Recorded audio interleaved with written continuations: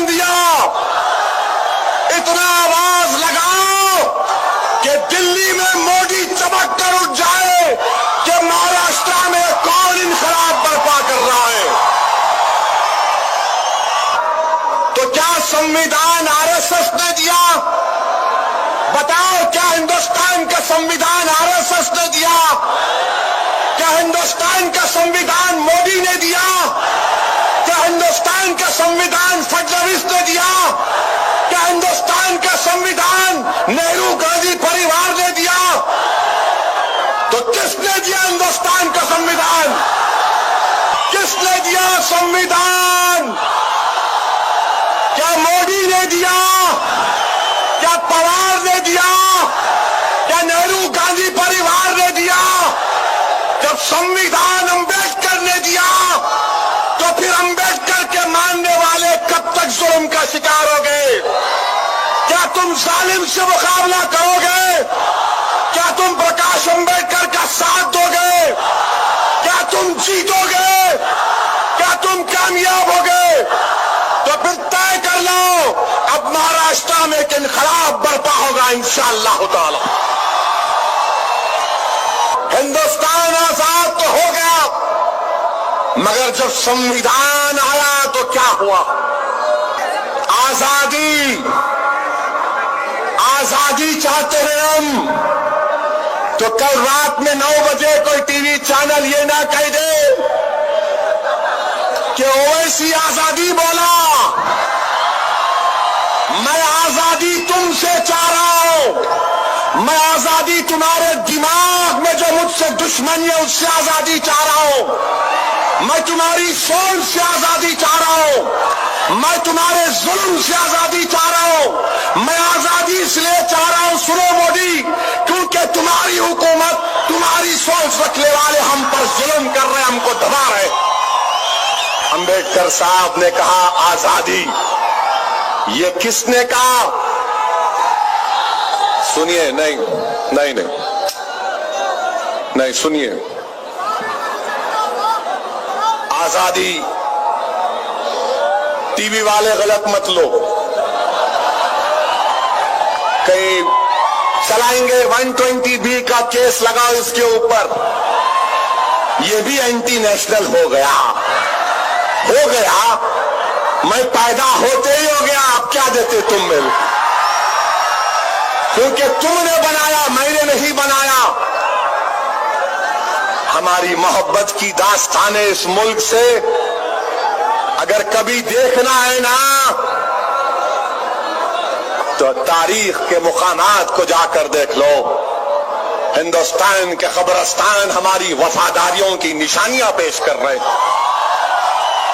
मेरे भाई फिर बाबा साहिब अम्बेडकर ने कहा इक्वालिटी, समानता। सोचो थोड़ी देर के लिए, क्या समानता है? क्या इक्वालिटी है? क्या मसावात है? कहां है ये? तीसरी बात जो बाबा साहिब अम्बेडकर ने हमसे कही कि भाईचारा, फ्रेटर्निटी, भाईचारा, भाईचारा, भाईचारा। बहुजन वंचित समाज के जिम्मेदारों, अंबेडकर तुमसे 70 साल के बाद पुकार कर कह रहा है कि तुम कमजोर हो तो फ्रेटर्निटी पैदा करो, भाईचारा पैदा करो। क्या आप और हम भाईचारा पैदा करेंगे? नहीं करेंगे? भाईचारा पैदा करेंगे तो पैदा करना है, इसके बगैर कोई चारा नहीं है। और आखिरी बात बाबा साहिब अम्बेडकर ने कही, जस्टिस, इंसाफ। मेरे भाई, इसीलिए ये वंचित बहुजन अगाड़ी बनाया गया है कि इंसाफ मिले, समानता मिले, आजादी मिले और इक्वालिटी मिले। मेरे भाई, आपको इन तमाम चीजों पर गौर करके एक सही फैसला लेना है।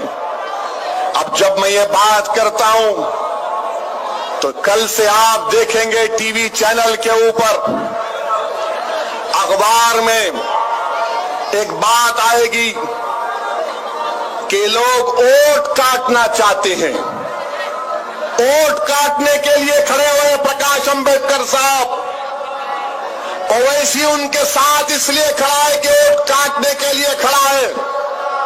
ये जो ओबीसी समाज के जिम्मेदार यहां पर तशरीफ फरमाए, ये तमाम के तमाम बड़ी बड़ी पार्टियां जिन्होंने बाबा साहिब अंबेडकर की जिंदगी में उनकी मुखालिफत की, आज कह रहे हैं कि वोट काटने के लिए। मेरे भाई, ए भाई जरा ठहर जाओ ना, मौलाना। हाँ, इक्वालिटी, बैठो। मेरे अजीज दोस्तों और बुजुर्गों, कल से शुरू हो जाएंगे, बल्कि आज छोड़ दिए।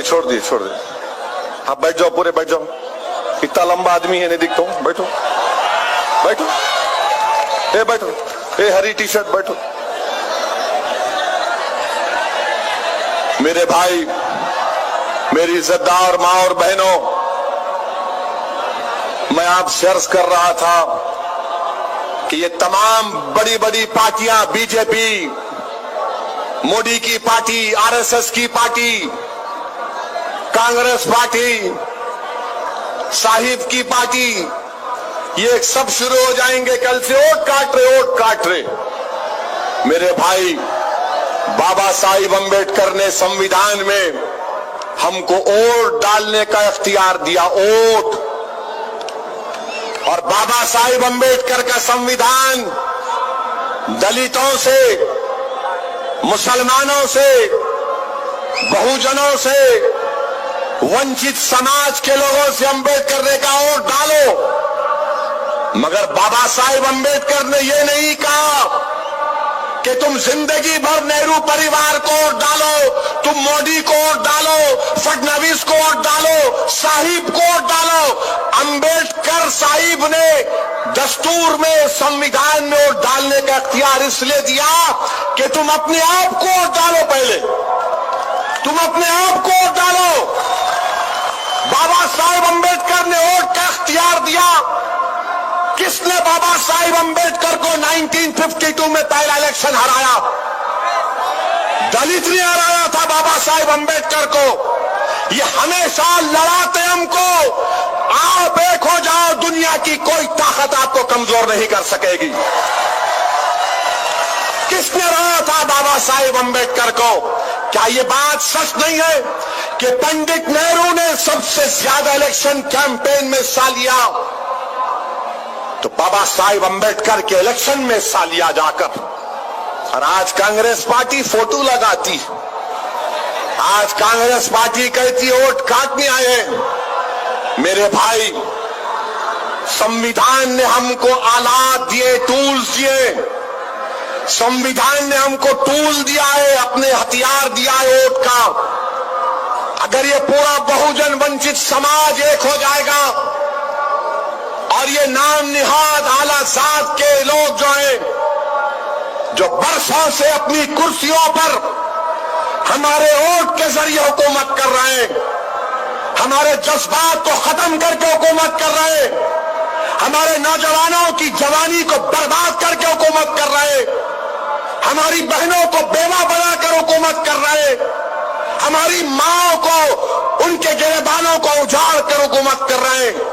आज वक्त आया है कि बहुजन वंचित समाज के लोग एक होकर, चाहे वो ओबीसी हो, दलित हो, मुसलमान हो, क्रिश्चियन हो, गरीब हो, कमजोर हो, मजलूम हो, आओ एक हो जाओ। वोट अपने आप को डालो। किसको वोट डालेंगे आप? जो आपके आंसुओं को समझ सकता है, जो आपके साथ सिर्फ इलेक्शन के टाइम पर खाना खाने नहीं आता, जो रोज आपके साथ खाना खाता है, जो रोज तुम्हारी तकलीफ में, तुम्हारे सुख दर्द में साथ देता है। मेरे भाई, उन लोगों का साथ दो।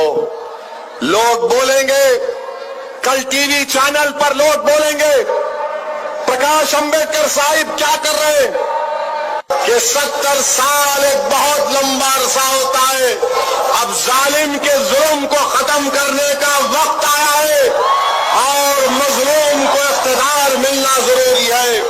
मेरे भाई, जो प्रकाश अंबेडकर साहब जो बड़ी जिम्मेदारी के साथ ये तमाम वंचित समाज को, बहुजन समाज को, मुसलमानों को, ओबीसी को जमा करें, हम तमाम की अखलाकी जिम्मेदारी है। अगर जिस किसी के सीने में एक धड़कता हुआ दिल होगा, जिस किसी इंसान में इंसाफ के लिए तड़प होगी, जिस किसी मेरी माँ और बहन में एक धड़कता हुआ दिल होगा और वो माँ और बहन ये चाहती है कि मेरे बच्चे से, चाहे वो दलित हो, मुसलमान हो, लोहार हो, ओबीसी हो, नाई हो, उससे इंसाफ मिले, तो आ जाओ तमाम मिलकर प्रकाश अंबेडकर के पीछे खड़े हो जाओ। हम इंसाफ की लड़ाई लड़ने आगे बढ़ रहे हैं। मेरे अजीज दोस्तों और बुजुर्गों, आप जानते हैं, सुनिए मेरे अजीज दोस्तों और बुजुर्गों, मेरी इज्जतदार माँ और बहनों, आप और हम जानते हैं कि 70 साल पहले जब हिंदुस्तान में संविधान नहीं था, जब हिंदुस्तान में कॉन्स्टिट्यूशन नहीं था, तो क्या हालात थे। संविधान नहीं था तो इंसान को इंसान नहीं समझा जाता था। संविधान नहीं था तो उसी को इंसान समझा जाता था। जो जमींदार का बेटा है उसको इंसान समझा जाता था। उसी को तालीम, एजुकेशन मिलता था जिसका बाप तालीम याफ्ता होता था। जो मजदूर था, जो मेथर था, जो महार था, उनको इंसान नहीं माना जाता था। ये कल हकीकत है। जब संविधान नहीं था तो हिंदुस्तान तो जरूर था, मगर हिंदुस्तानियों को इंसान नहीं माना जाता था। क्या महाराष्ट्र की तारीख में वाकयात नहीं है कि अगर कोई दलित समाज का शख्स किसी शहर में दाखिल होता तो उसको अपनी पीठ के पीछे झाड़ू रखना पड़ता, क्योंकि उसके कदम को भी नापाक समझा जाता। मेरे भाई, क्या महाराष्ट्र ने उस नजारे नहीं देखे कि अगर किसी गरीब मजलूम को किसी पानी के टैंक से पानी पीना पड़ता तो उससे कहा जाता कि तू पानी नहीं पी सकता, तू प्यासा रह सकता है, मगर तू हमारे पानी को हाथ नहीं लगा सकता। मगर जब संविधान आया